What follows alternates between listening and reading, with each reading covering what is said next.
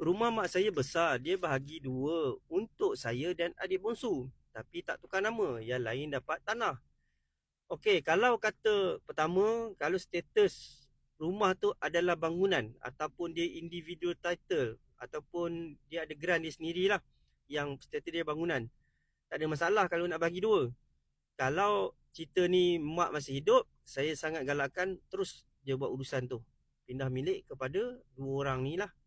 Sebab apa? Kalau dia jadi pusaka nanti waris-waris lain ada hak dan bahagian. Walaupun mak dah cakap kata nak serah, dia akan timbul banyak perkara lah.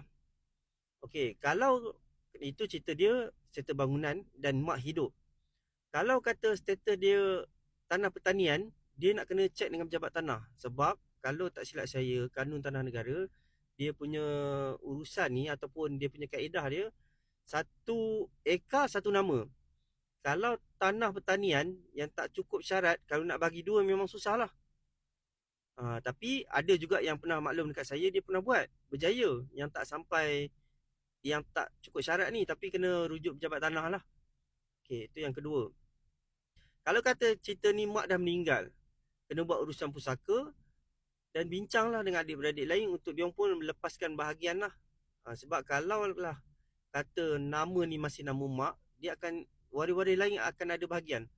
Sebab tu, jadi urusan tu akan jadi leceh apabila kalau kata waris ni dia tak nak bagi kerjasama dan dia nak tuntut waris, dia nak tuntut bahagian faraid. Ini kacau lah. Dia akan kesian dekat dua waris ni lah. Jadi tengoklah situasi yang mana, apa-apa tak jelas boleh DM saya lah.